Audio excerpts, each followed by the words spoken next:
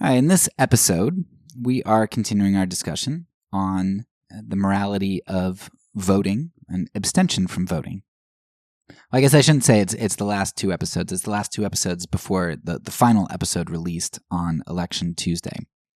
And in these two episodes, what I want to do is I want to give you some conversations that I've had in my season on government.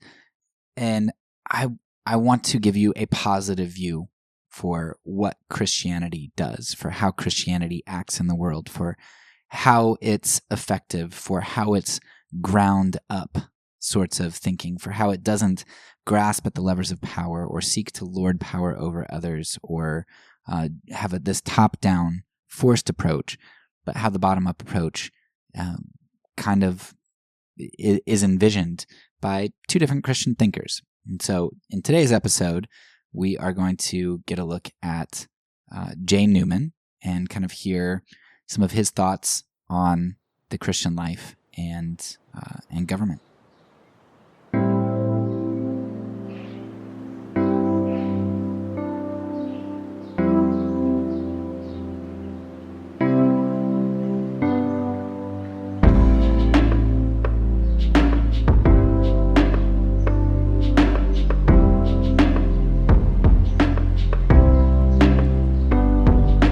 Welcome back to the Fourth Way Podcast. In this episode, I had the opportunity to talk with Jay Newman. As you listen to this episode, I want you to keep your ears open for two major concepts and themes throughout. The first concept is that the state is going to state. It's going to do what states do. Now, since states are usurpers of God and seek to be Lord, this means that they seek to put all things into subjection to them.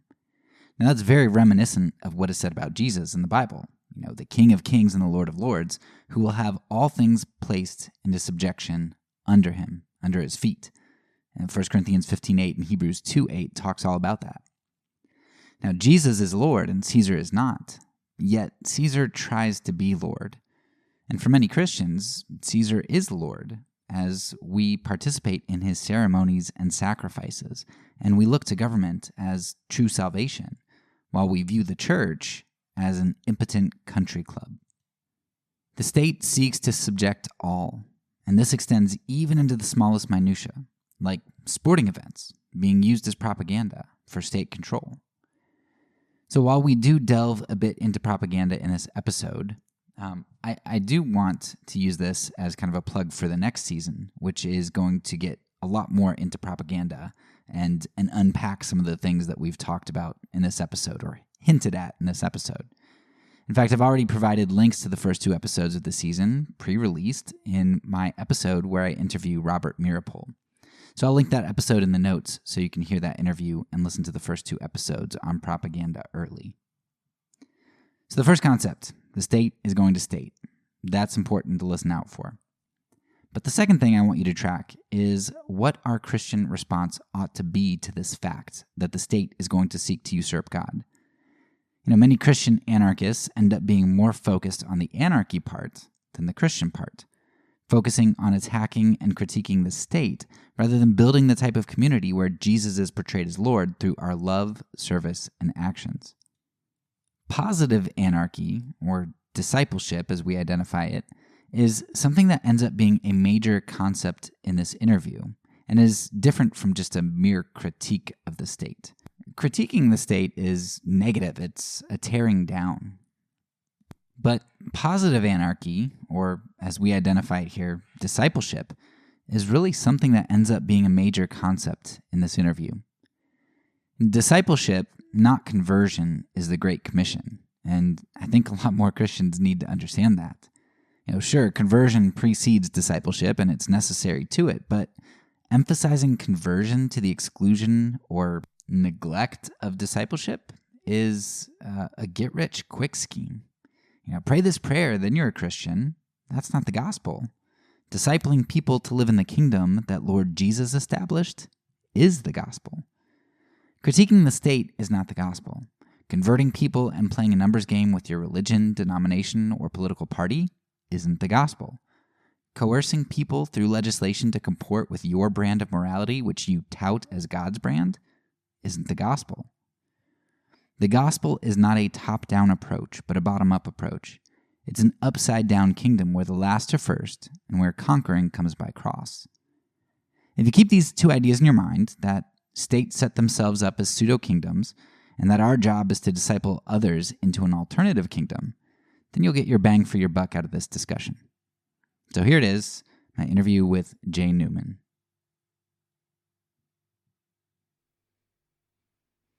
Why don't you just start by introducing yourself really quickly?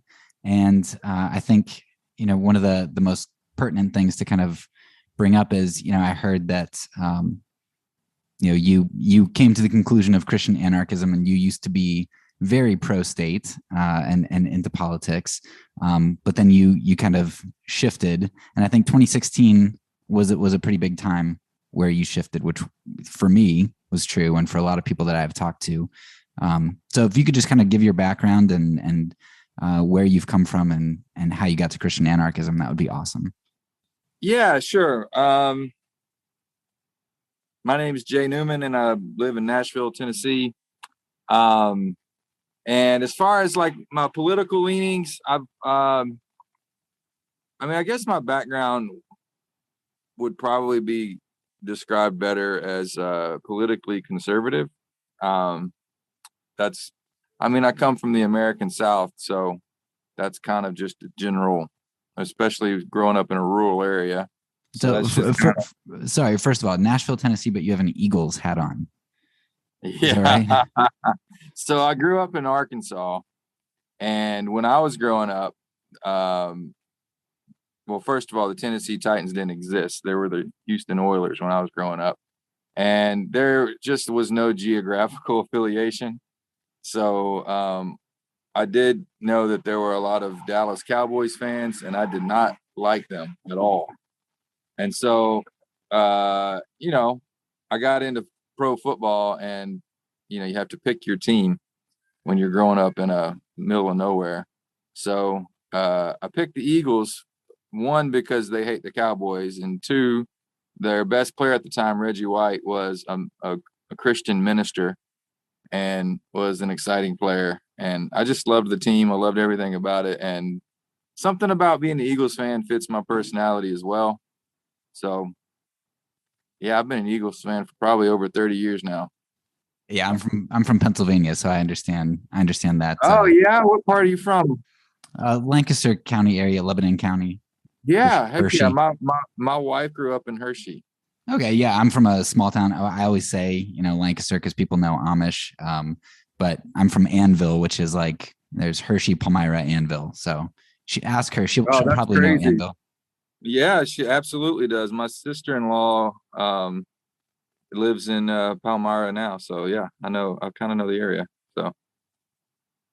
So sorry, I interrupted your story about yourself for football. Yeah, no, go Birds. You don't have I don't mind that interruption. I would talk about the Eagles all day. They're very frustrating, but it is kind of connected because sports has become kind of my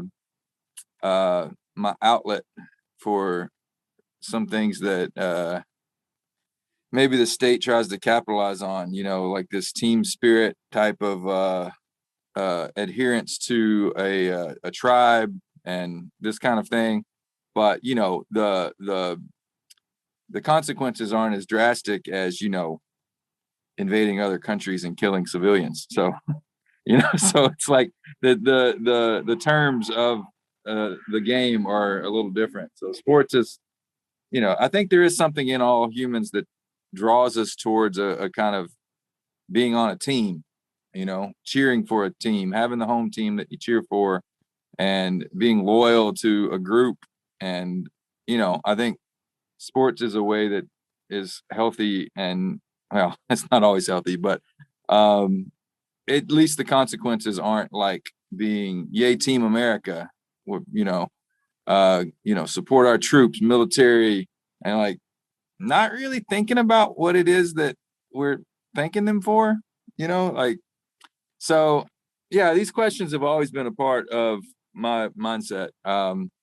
My my parents raised me to not have a political allegiance to one party. So, and my parents were be very vocal. They prayed about the candidate. They did not vote party lines. Like each candidate we take on a case by case basis, and we don't care about their party. We care about their policies. So that's the way I was raised. I think that's right, to a degree. But I wonder if it's not impossible now. Like, I think in an ideal world, that would be great. Let's vote for the candidates. And the problem is, every candidate that's out there has been put there by the party. And the only way that they're going to keep their position is if they are loyal to the party. So you may think you're voting for a candidate, but if they're affiliated with a party, that's what they're going to do. They're not going to represent you over their party. And so it's kind of like maybe overly idealistic to think you can vote for a candidate instead of their party. You know, you will end up voting for both. So yeah, so my disillusionment with politics probably began, well, almost as soon as I was aware of them. I guess the first thing that happened for me that was like really felt like it hurt me was that I supported George W. Bush for president, and I really did like his platform. And if I go back and look at his platform now, I still like it. The problem was he never was that president that he said he was going to be. And to some degree, you give him a break because 9/11 happened. And, you know, I give you a break for change. But man, the way he went was just so heavy handed and almost totalitarian with the Patriot Act and, you know, like cracking down and then starting a war for no reason. What did Iraq have to do with 9/11, you know? And it just like didn't make any sense. But then you're going around and everybody's like, yep, we got to do it. We got to do it. And I'm like, there's no dissenting voices, even in the church. It was really, really frustrating. And I guess the next big thing that happened was, for me, I did get very much into the Ron Paul movement when he ran for president in 2008 and 2012. And I wasn't the only one. He would get hundreds of thousands of people at his rallies. And then that's what I was saying about the party loyalty. Like, he easily was the most popular candidate running for Republican ticket. He easily was the most popular. Like, he was generating more buzz. More people were coming to his rallies like by tenfold than anyone else, whether it was McCain in 2008 or Romney in 2012. Like, they were not popular like the way Ron Paul was popular. They didn't care because Ron Paul wouldn't play ball. They were never going to give him the Republican candidacy for president. They were never going to. The Republican Party wouldn't let it happen, you know, and they were just hoping that some people who were followers of his would maybe filter over to their side, I guess. I don't know what, but, and that's when you start to realize, like, man, this is not about policies. This is not about the individuality of the candidates. You really are stuck with a two-party system that really neither party's different. They both want to grow the government tremendously. They just disagree on how to spend the money. And we're getting taxed more than ever, and they're spending more than ever, and they're inflating the dollar with the debt that they're accruing, and they just keep spending more. And it's like neither party changes it. So that's when you just kind of be like, what are we going to do? There's got to be a different way. And what does this have to do with sorry, I'm outside and I get someone, I don't know if they lost their muffler. I don't know if you heard that. I could barely hear anything. Yeah, you just get to where you're like, this is no longer compatible with my faith. Like this, at one point you think that, oh, this can work together. I mean, I never thought we are going to save the world through politics, and some people do think that, but I've never thought that. I just thought, well, there's a way to be a faithful Christian in a country, you know, under the rule of a state. There's a way to be a faithful Christian. Now I think I'm not totally committing to this entirely, but I think right now that the only way to be a faithful Christian within the being a citizen of a state is to not participate at all.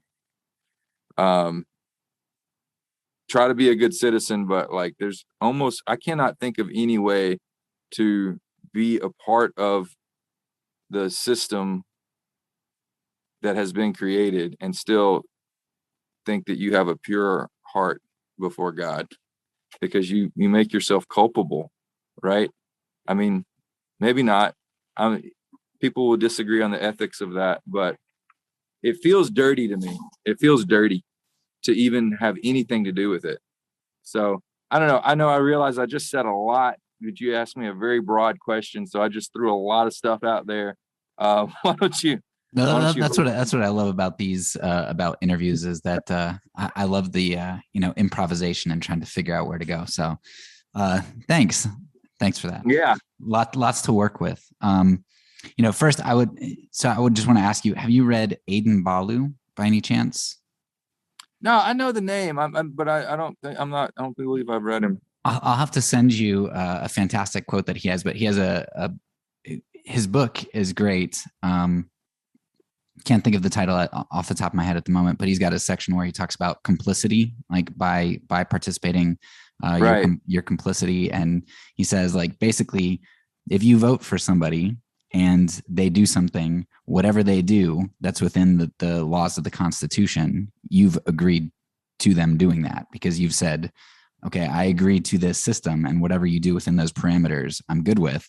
So, George W. Bush goes to war, Congress approves it and all that stuff. Like, I'm culpable because I approved it within those bounds. Like, I knew what he could do with that power that I gave him.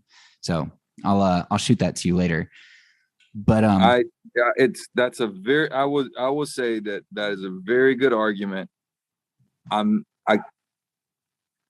staying in the middle on it because I understand that that's not like, yeah, I can argue both sides of that to a degree, but I just think that even introducing the idea of moral culpability or complicity, I like that, it should make people think before they go support a candidate. Like, if they should think about their own complicity, about what that person's going to do, which you can't predict entirely.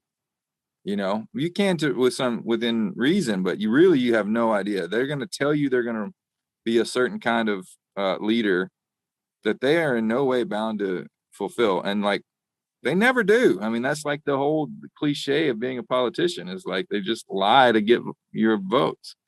And they all do it to one degree or another. So I just like I mean, that's a hard one that I think most people don't ask themselves. They've made these, they've compartmentalized so that they don't ever think about their own moral responsibility for their political advocacy. And I just think introducing the idea without saying, like, I think the other side of it is you can't go around saying, pointing fingers at people. That's never going to go well. It's like, you're the reason, you killed all those Arabs in Yemen. Like, well, no, they actually didn't. So there are levels of moral complicity, right? So, they didn't pull the trigger. But they're just to acknowledge that there might be some small level of guilt by association, like, I think needs to at least be discussed. Yeah, because I think Americans are really good at pointing that out with other people. So like the Holocaust, you'll hear quotes all the time, evil prevails when good men do nothing, and all that kind of stuff. So those German citizens were complicit with the Nazi government because they didn't do anything.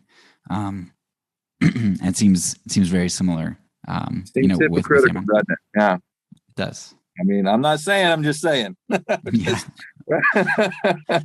Yeah, so I think there are two maybe pushbacks that, and I think the strongest pushback is, okay, so I don't want to be complicit with the state because the tools of the state are coercion through force. Like, that's what legislation is. It's force is the power of the sword. And so for me to keep my hands clean as a Christian anarchist, I say, well, I'm not participating in the system.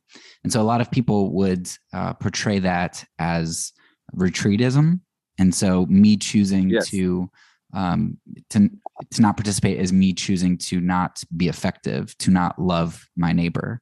And I think there are, especially with oppressed communities, I think especially of the Black community, where you have a lot of people in that community who say, like, we need to get our rights through voting and such. And so Christian anarchism is hard to even imagine. So I'd love for maybe you to talk about how Christian anarchism is not non-participation.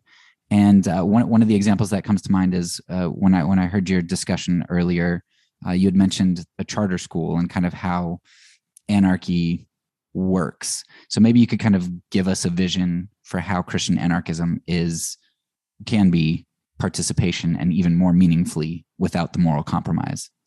Yeah, sure. So the idea that people have that the candidates they vote for are going to alter society in a way that is more beneficial for the most people, and whether you think that's merely pragmatic or that it is also in some moral or righteous way that we're improving society by voting for these leaders who are going to enact these policies. So that's a top-down way of thinking, that we're going to vote for leaders who are going to enact policies that are going to create a society that is more just for the most people.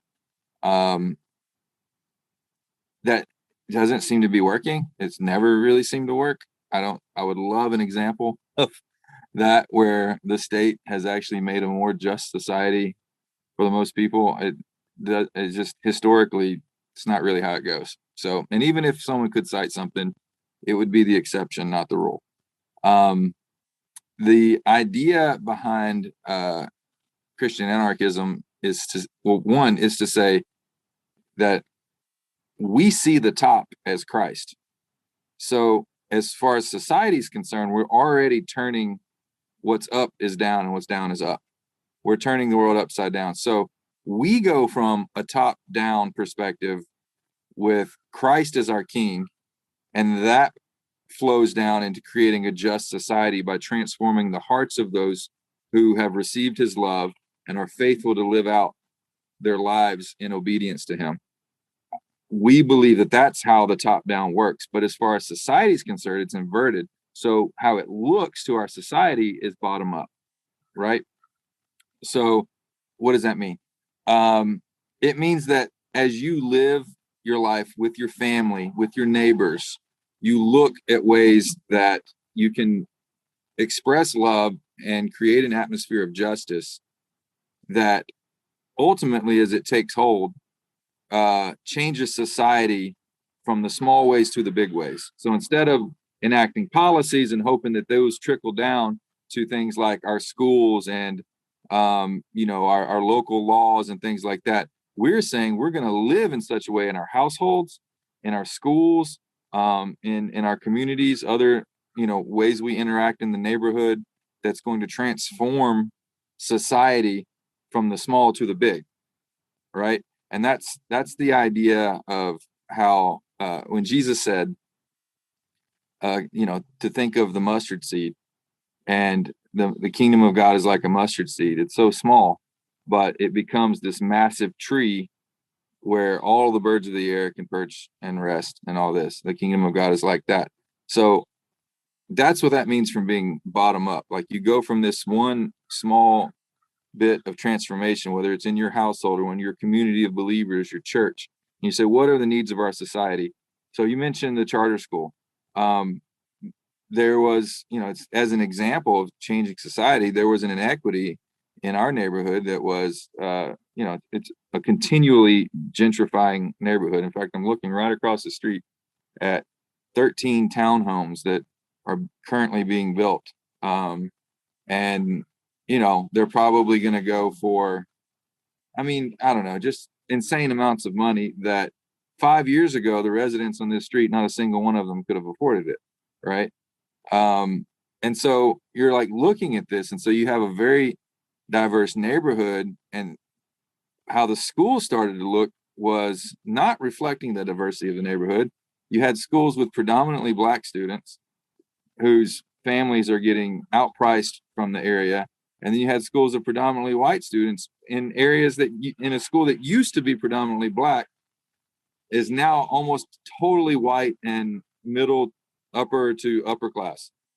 And so, well, this doesn't seem just or right. It's like, okay, the housing market is what the housing market is, but we still all live here. How can we still live together as neighbors?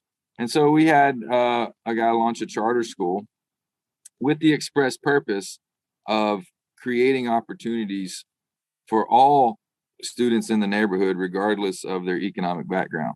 And so what we have seen, long story short, we've seen a lot of imitations. We've seen that Metro Nashville Education was antagonistic towards this at first, but they see that they're number one in all these metrics. They're the best school in the whole county out of like 180 schools. So then the Metro Education Board goes, okay, they're doing something that's working. We should imitate that, right? So that's what I mean. It's not non-participation. It's saying we believe justice works this way because Christ, in his mercy, has saved us, and he has transformed our hearts, and he has called us to live a life with our neighbors in love, and that means promoting equity and justice for them. We're not pushing that away. We're not saying we're not going to advocate for that. We're saying that we transform the society by living from that truth in such a way that we believe is the only way that works. The only way justice comes is through the reign of Jesus Christ. So we live under that reign in a way that does have an effect of creating more justice for our neighborhoods and for our societies in which we dwell and live. That's how it works. And we believe that it works that way. And what's the world around going to do? Well, historically speaking, if you look at the history of the church, that's how the church has taken hold. It's like, why are the Christians not afraid to serve the sick? Why are the Christians able to thrive during adverse circumstances like famines, war, and drought? The Christians keep thriving in the Roman Empire. People started noticing like there's one community that keeps doing well despite whatever bad things are happening. And it was because they lived out this life that had positive results. It's not, I would say it's more participatory than the Christianity of a lot of Americans, which seems to be this kind of like, well, when we get to heaven, it'll all be good. But they're not living out their faith in any real tangible way that has any meaning here and now. The idea of the politics that come from a ethos of Christian anarchy actually, for the Christian, requires you to be more participatory in your neighborhood. It's not escapism, it's not, it's the opposite is what I'm trying to say. So that was a long way of saying, but I do hear the pushback that you said a lot. And I'm like, no, it is actually the opposite. And I wish I could say that I am like, had a great example of how I'm faithfully living that out, but it's hard. And the church is a mess right now. And, all I know is I've got my little Christian community. We meet, we're going to gather actually here in a couple hours and try to live out faithfully the calling of Jesus in a society that is increasingly making it sound like we're the bigot and the bad guys. And I don't know. I mean, instead of fighting a culture war, why don't we just demonstrate what it looks like to follow Jesus? Because if we testify that he has changed our life, that he has brought true, genuine life to us, why don't we just live in such a way that that's attractive to those around us instead of advocating for, politicians that we think are going to defend us that actually morally compromise us, without singling anyone out. They're all that way. But that's 2016 made everyone realize that that's what was happening. And I'm grateful in a way. I tell people I'm grateful for the Trump phenomenon because he wasn't a good enough actor to hide it.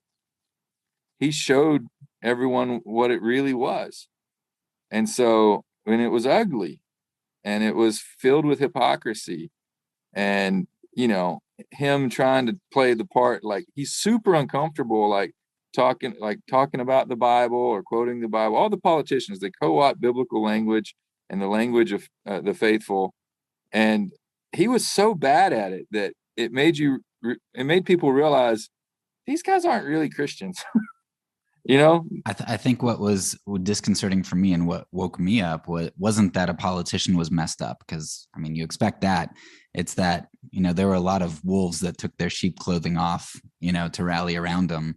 And all of a sudden inside your Christian community, you're like, I didn't see that coming from these people. I was only surprised by the numbers. I wasn't surprised that it was there. I knew it was there, but I certainly thought that when faced with, the black and whiteness of an extremely immoral candidate from people who, would talk about integrity from our leaders and all this, like all of a sudden they didn't care. And then you realize, holy cow, you never cared about that. And I'm like, I believed you. I believed that you voted for someone because you thought they were the most Christian or the most moral, and moral leadership was important for the church to thrive. I don't agree with that. I never agreed with that, but it's a compelling argument nonetheless. It never was that. It never, ever, ever was that. Yeah. That's like this wake up call. The second season that I did was on consequentialism, because that was like, I was trying to wrap my mind around what was happening in our community, because integrity was a big thing for, I grew up in a Christian school, Christian college, all that stuff. And I just couldn't wrap my head around it. And then all of a sudden I realized our Christian community we're relativists, moral relativists, and we believe in ends justifying the means. And there's a whole lot of it in retrospect that was present before 2016 that I just didn't see. I didn't have the lens to view it. But once I found consequentialism, I was like, okay, I can view my community through this now, and a lot of stuff makes sense. I mean, and that's why I say I'm grateful for it, because it exposed a lot of things that weren't as easy to see. And in some ways, I do believe that while it's created a ton of turmoil, because there's the other side that totally lost their minds and freaked out. The what do they call it? The TDS, Trump derangement syndrome, where it's just like people can't even think coherently about this anymore. And maybe some of that's starting to subside. You're starting to see more liberal voices going like, okay, this has gone too far. Like when Bill Maher starts to sound like he's a conservative, maybe the thing has actually not, maybe you guys have just gone too far to your left side. If you're calling Bill Maher someone on the right, like I don't think that's what happened here. But and he's still incredibly antagonistic towards Christians. So it's, as far as I'm concerned, we fundamentally disagree on a lot. But I don't know if some of that's subsiding or not, but I do think that eventually we may look back and say that was the beginning point for it's cliche, but I don't know a better word for it. Revival. Like I think that it's going to create the atmosphere for the Holy Spirit to work in society, in American society, that is no longer going to be contaminated with state worship. And it has been, like, in my lifetime, anytime there's some sort of like outpouring of the Spirit, it gets mixed in with this state worship. This idolatry gets mixed in, and then the whole thing kind of fizzles out. I mean, I remember more charismatic type awakenings, they call them, like down in Pensacola, Florida, up in Toronto. There was one, like these outpourings of God's Spirit in a way where people were coming to repentance and you're seeing, God work in people, and you're seeing communities be healed. And then within a year or two of that, they've got political candidates coming in that they're advocating. You look at Bethel, like you look at that, they came out of all those revival movements, and they are so in the bag as pro-Trump. And it was like, you have all these very popular worship leaders in the White House when he was there. And it's like, how did this turn into this? And so I think that we may be able to look back and see a genuine outpouring of God's Spirit that is unencumbered by state worship. And I think that's the other thing that I have taken to do. I call it state worship because we need to call it what it is. I mean, I've become pretty particular with that, and I've had people take offense at that. But I'm like, well, what do you call it? I mean, tell me how this is different from the cult of the emperor in Roman times. I mean, it seems to be far more similar. You got people putting their hand over their heart and making verbal pledges of complicity and solidarity, and saying, I'm allegiant to this state. And you got to, just drive down, you see how many flags you're waving or whatever. And it's like, I don't know, seems like the cult of the emperor, So, I mean, you just call it what it is. And I think a true revival in America will only break out when it is free from the idolatry of state worship. And that may only happen when the culture does begin to regard Christianity as hostile to their ends, and like, we are the agenda of God's kingdom is hostile to the ends of the state. And so I think once we can see that, and maybe 2016 was the beginning of seeing that happen. I don't know. I am very hopeful. I mean, these kind of things, they slow cook. They're not microwave. So I am hopeful that we can see that, but I do think that somehow we have to disassociate the Christ Church in America with state worship. And I think you're already starting to see it happen in small ways. I mean, you're seeing some churches double down, but it's become more disgusting when they do. Right? And they're showing who they are. They're exposing who their true Lord is. So I'm hopeful in that way, because they're showing their cards. And I'm rambling a lot. I don't feel like you're interrupting me nearly. No, I'll let you talk, but you should interrupt me more. Okay. Well, so speaking of slow cooking, which I feel is a good metaphor or whatever it is with your profession. It reminds me. So when you were talking about the top-down approach versus the bottom-up, I think there was a realization that I had in regard to that. I think it might have been the 2016 election, or it might have been the next one. But it must have been the second one, because the first election I voted third party, and then this last election I abstained. And as I was really wrestling through the morality of abstaining. And I remember sitting in church one day, and their announcements, and they're saying, "All right, can anybody volunteer for the food pantry?" And like, nobody's volunteering for the food pantry. There are like two people who always go who volunteer. And I was like, I didn't feel guilty because I'm busy. We've got stuff to do. I didn't think anybody else was guilty because everybody's got stuff to do. But man, then when you talk about voting, people are like, it's your obligation to be at that voting booth. And it struck me that that showed me where I thought power lay. Like, I have to make it to the voting booth to cast 140 millionth of a say in this election every 4 years. Like, that's duty, that's obligation, that's more morality. But to show up at a food pantry, and build relationships with those people and show up once a week or once a month for years on end to build relationships in my community. The idea is it's not going to make much of a difference. Yeah. Voting for the right candidate is going to make a difference. But that's not what we believe. And historically, that's not what the church looks like. Like, no, loving the poor and feeding the hungry transforms society. Yeah, and think about that. So like you go to the voting booth, you don't really have any meaningful interaction. Everybody's already made up their mind. Everybody's voting the way that they're going to vote. You don't have a meaningful, loving interaction with probably anybody. And what you're trying to do is, the American get rich quick or lose weight fast. Like if I can just go and pull that lever and make the guy up there, make those other people my neighbors that I don't really like, make them do what I want them to do, that's going to fix society. It's not going to fix society for me to go and love my neighbor and get to know them so that I don't demonize them and so that we can have relationships that edify one another.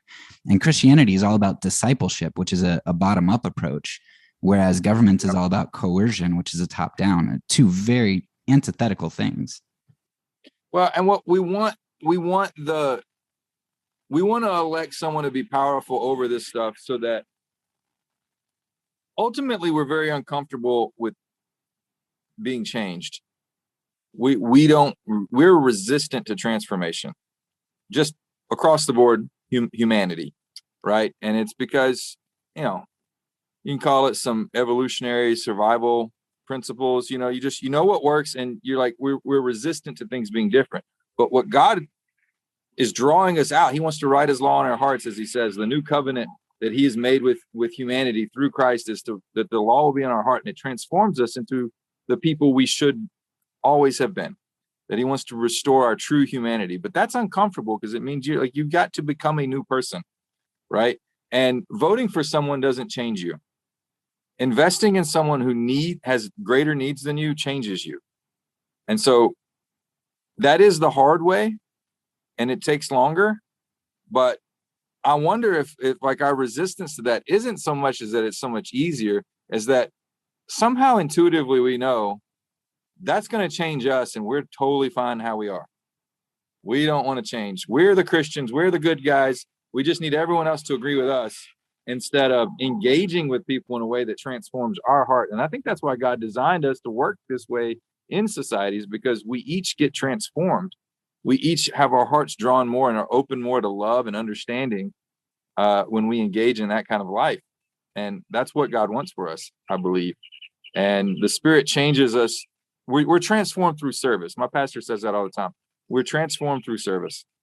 And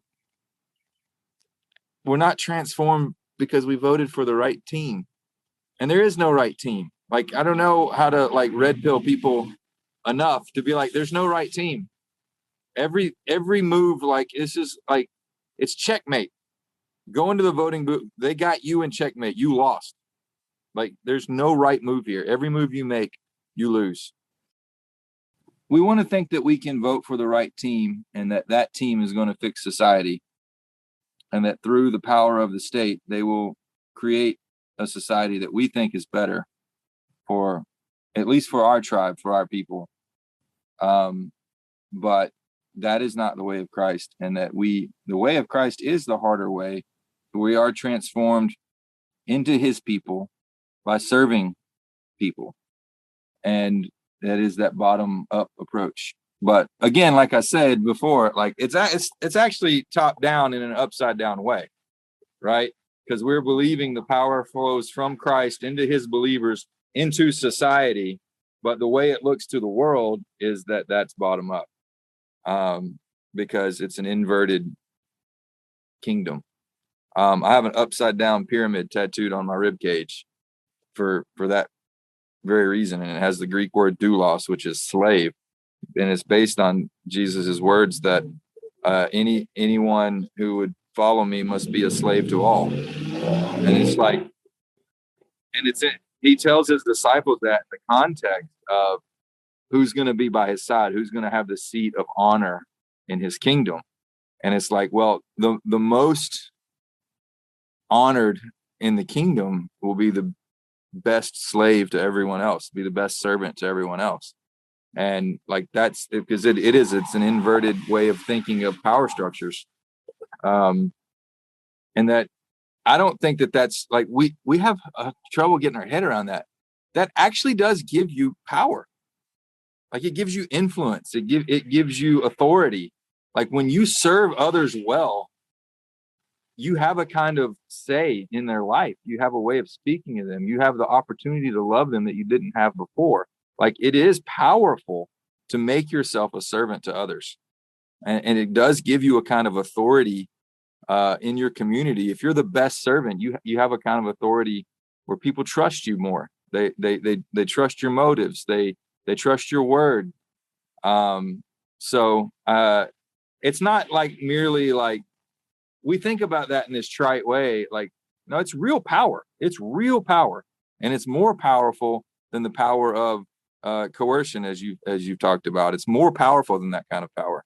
It's a better power, and it looks upside down to our world, but it is the right way that the universe was designed to function. Yeah, it's what helped me to see that. I did a season on nonviolent action to kind of look into its effectiveness and how it's done and all that. And while I was researching that, there's this little book called Victories Without Violence. You can get it for free through the archive, but it was just so powerful to see how there's so many times that there's a really violent situation, and it was actually disarming for people to use nonviolence. And one that sticks out to me in a different book.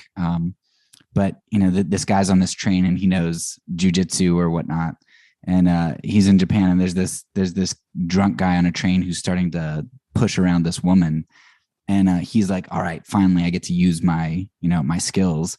And this old guy just comes up and says, hey buddy, what you drinking? And he starts talking about what he's drinking, and then he just starts to break down and talk about how his wife died and all kinds of things. And it's like, okay, that one dude could have went and beat up this guy and probably ticked him off, and he just gets on another train and now he's even more angry and hurts somebody else.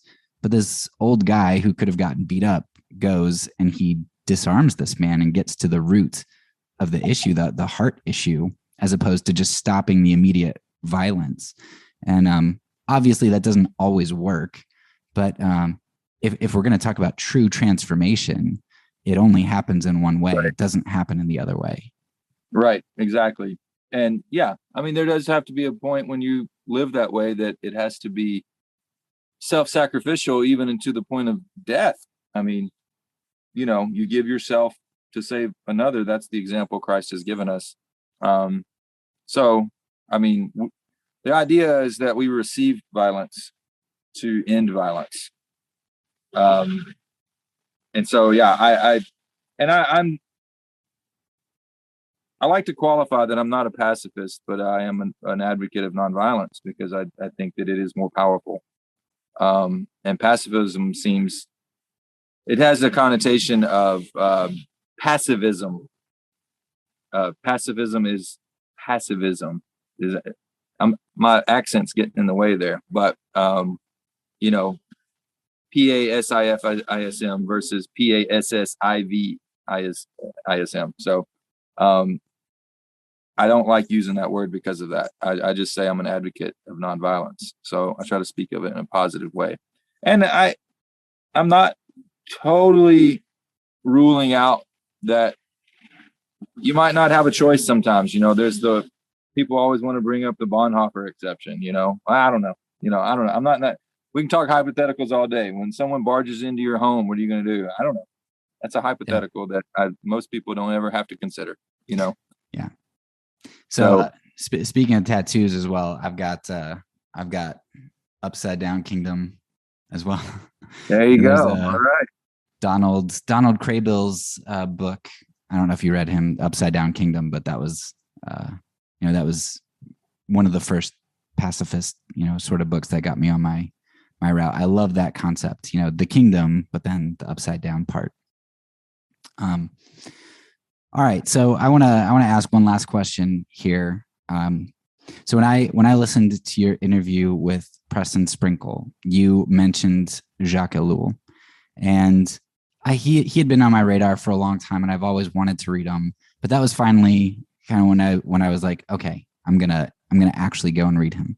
Unfortunately, I didn't read him on anarchism because I was kind of already past that season.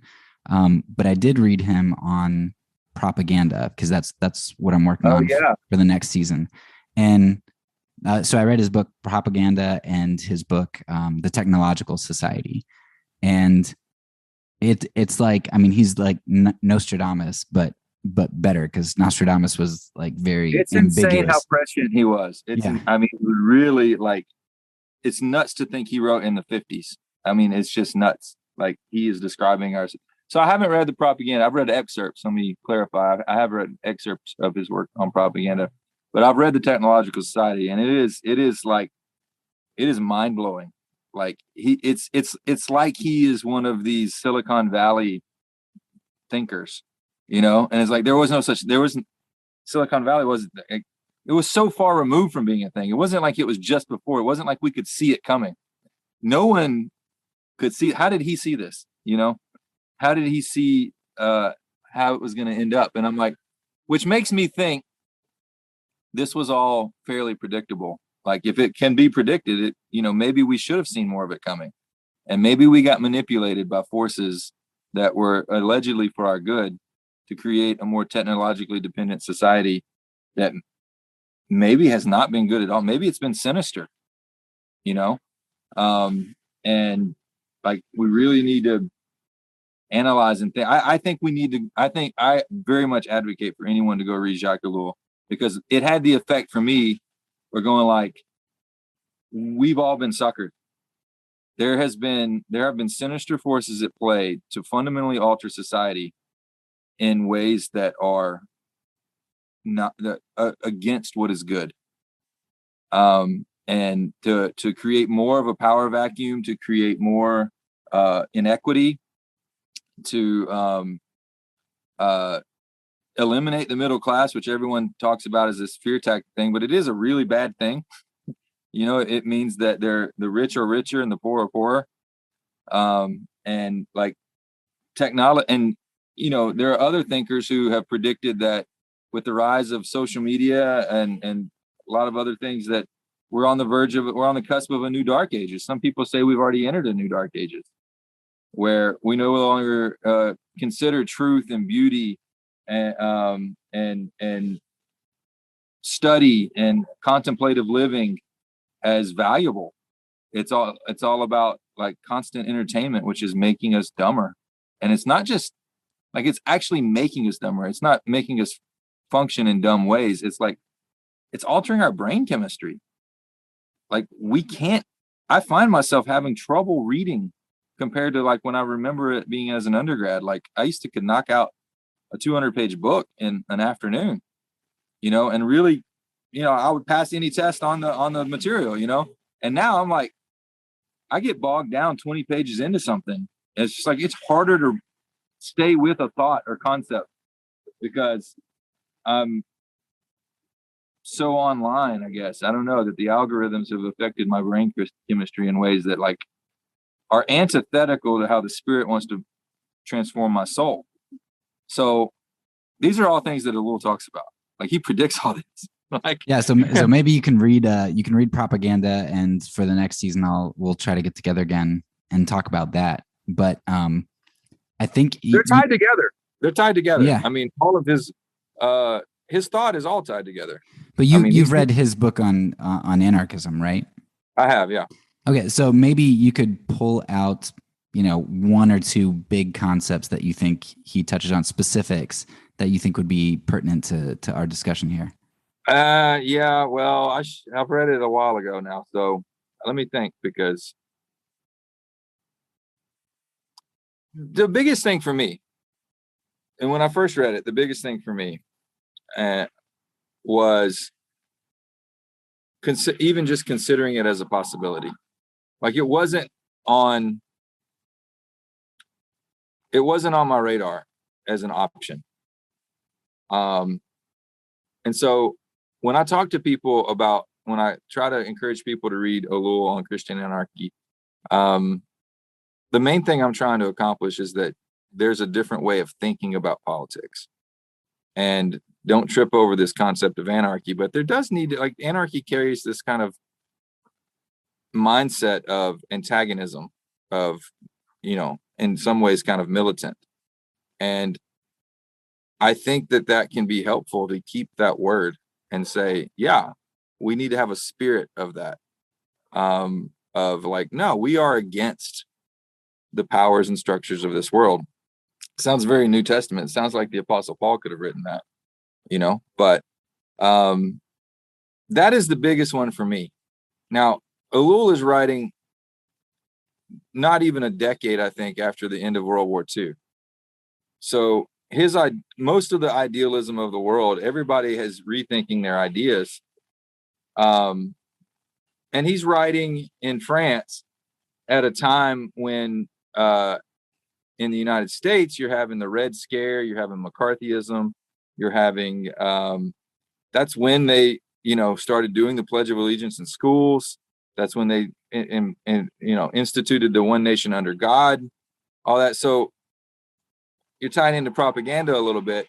You're seeing that the state is trying to co-opt the God talk to gain power, and he's writing as a complete rejection. Now he's coming from a place where he was a Marxist, and that's the other thing that I remember reading about the book that I found very surprising. He moved from Marxism to Christian anarchy, but it was the same kind of, he saw that kind of manipulation and propaganda, and it's really just about controlling populations. It's really about giving them what they think they want, telling them that you can deliver it, and so that you can gain power over them. It's always about that. It's never not about that. And I think that brings us full circle to, we talked about sports at the beginning, which seems completely unrelated. But, when you get into kneeling and flags and Army displays or Air Force displays at sporting events, I mean, this is exactly it. You just talked about them co-opting everything, and they do. They do. And like, I mean, I was listening to a Eagles podcast just this week, and the Eagles, there's a player who was in the Army, like he played football for Army, and he had to fulfill his military duty or whatever. Anyway, they're talking about him maybe not making the roster, and the one podcast host said to the others, like, "Oh, so you don't support the troops?" And then he had to go into this whole thing. I know I very much support the troops. So grateful for what they do, and it's almost like this rote thing. You know exactly what he's going to say because it's what you have to say. Thankful for their sacrifice and enabling us to live in a free country, to even be able to make a podcast like this, because without their sacrifice, we wouldn't be able. They have convinced us that without the military, we wouldn't be able to think and to discuss things freely, as though no one before the advent of the United States of America ever discussed things and spoke freely about anything. Like, only because the troops have invaded other countries and killed the other bad guys are we able to do this. They've convinced us that that's true, and they say this, and they see it at sporting events. Oh, you got to thank God for the troops, because we wouldn't be able to just all gather and watch a football game if it wasn't for the troops. That's not true. It's not true at all. Like, why do we think that? Like, I don't get it. Yeah. So no, I resist all of that, and and people introduce the concept of patriotism. I'm like, I mean, I'm a patriot to a degree. I'm anti-military, but in the World Cup, I'm as American as you can get. I was like, I'm cheering for the United States, because but the consequences are different. It's like, it's not the same. It's like, I'm proud of the society that has brought me, and has nurtured me and has given. I feel a kindredness to the land that I'm from, and the people, and the ideology. In some ways, I think there's good things here, and I'm proud of a lot of those things. But part of what I'm proud of is that it does, the idea is that we are supposed to be liberated from powerful forces. That was this idea of declaring independence, and we've gotten so far from that ideal. I very much think that a more a small government, limited, more libertarian society would be more advantageous to the work of the church. We could be the church, and then everyone else can work out your ideas, and let's see which ideas produce a better society. instead of the government trying to force a particular way, or one group electing their officials and saying it becomes this contest of who has the most popularity and who can get their people in office to create that society. Instead, let's limit the government's power to create society, and let's just let it work out. And I think the church will win every time. If it's a fair playing field, I think the way that Christ has led his people to live in society is going to create the most just society, the society that most flourishes. And if there is a level playing field for all, then I think that's going to be good for God's people. Yeah, it's just like Israelites in Babylon, not eating the king's food. It's exactly like that. Yes, it's exactly like that. And I think we have to have the mindset of living as exiles. And yeah, you talked about, I was on Preston Sprinkle's podcast. I mean, he, did his conference, and that was the title, is Exiles in Babylon. I mean, I think we need to. And does that mean that Shadrach, Meshach, and Abednego, would they cheer for Babylon's soccer team? Well, maybe they would. There's no moral compromise there, but they're not going to bow to that statue of Nebuchadnezzar. They're not going to do that. And so there's a line you can draw. They were state officials. Like I bring that up because it's not like total, like we're not just totally withdrawing, but we are living as exiles. Our loyalties are different. Our agenda is different. That doesn't mean we can't participate in the civilization or the society. It means that we do it for a different reason, with different aims and different goals. And there will be a line that you won't cross. I think if the church in America could just live like exiles, I think that would get us most of the way there. So I was wrong. I do have one more question, but maybe try to answer it in 2 minutes to kind of keep us at our hour here. Sure. So I got to talk with Dr. Christina. I knew I was gonna mess that up. Christianopoulos, who wrote Christian Anarchy, and one of the things that he brings up, or he brought up, was that a lot of the Christian anarchists that you're going to read, the intellectual Christian anarchists, either don't believe in the resurrection. They think a lot of the miracles are, no good, or they minimize the resurrection and miracles and things. And kind of similarly, in a lot of the Christian anarchist groups that I've kind of been involved in, it seems like a lot of times there's a limited emphasis on the resurrection, and there's a lot of anti-state. It's almost like anarchy is more about critiquing the state than it is about positively creating a community. Sometimes, jumping on everything bad the state does.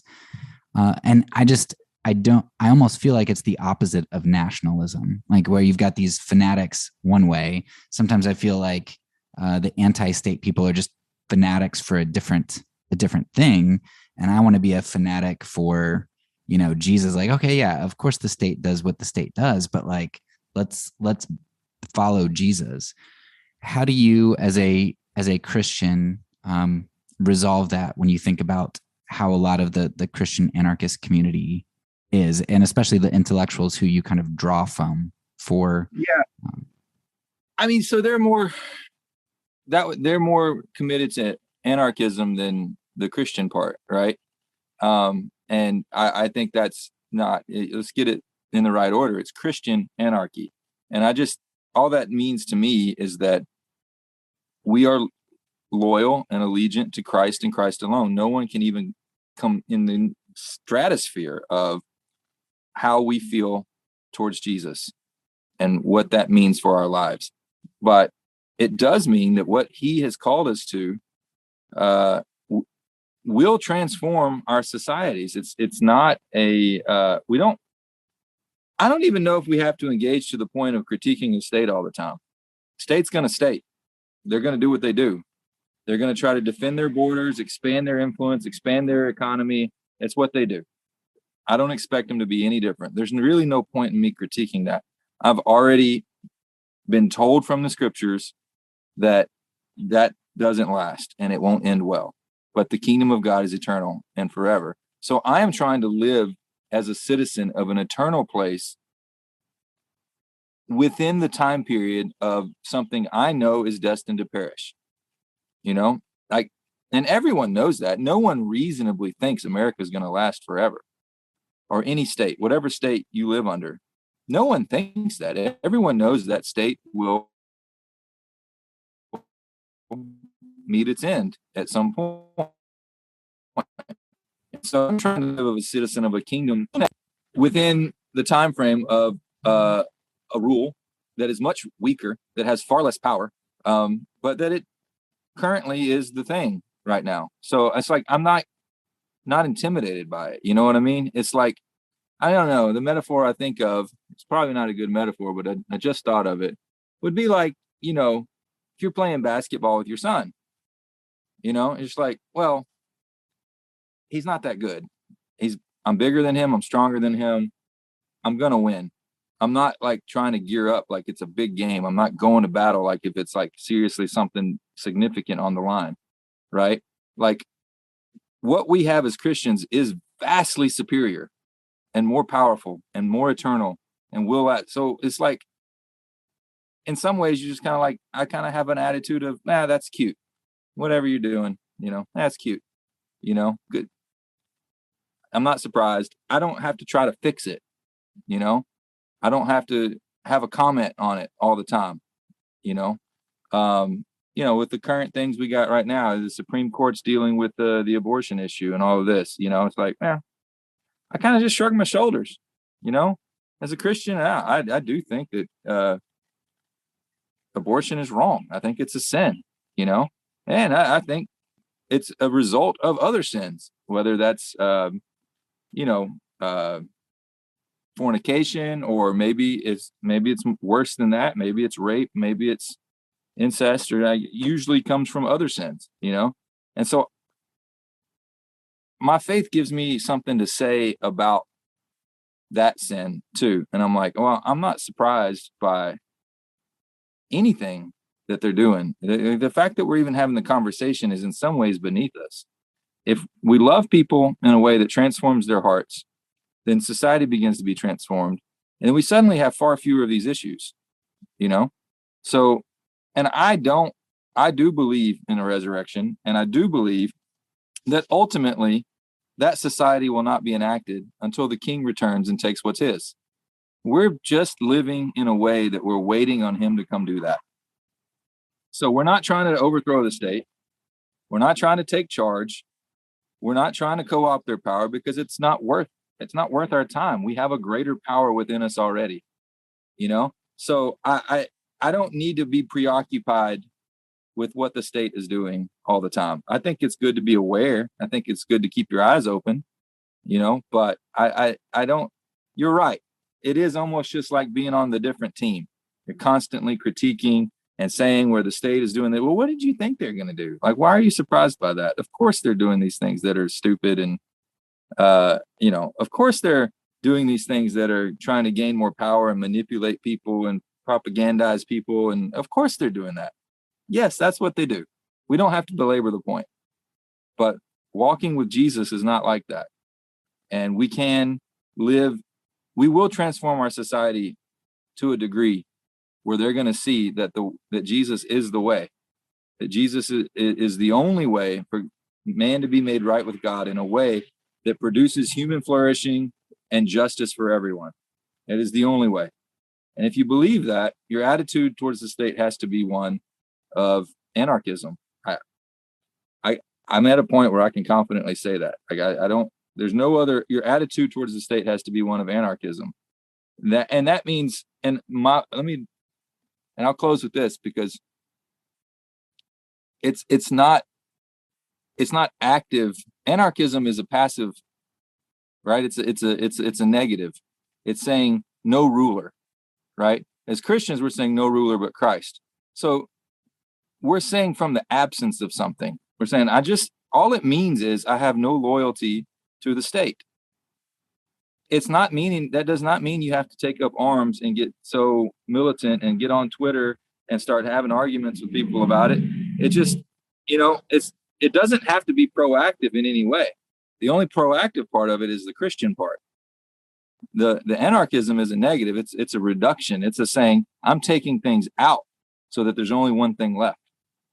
Yeah, right? It's basically just refusing to kiss the bust of Caesar. Exactly. Yeah.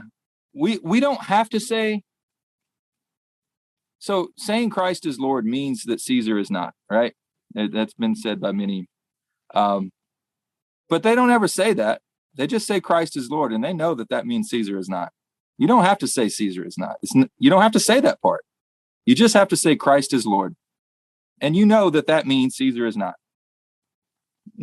So that kind of needs to be the approach. It's like beneath us to even mention Caesar in the same sentence with Jesus.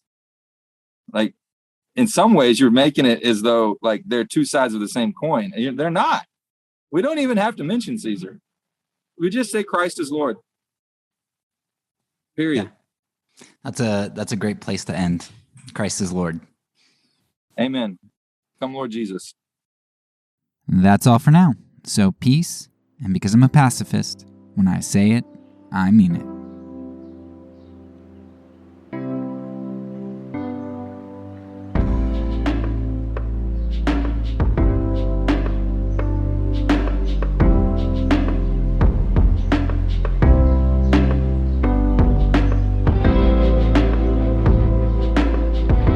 This podcast is a part of the Kingdom Outpost Network.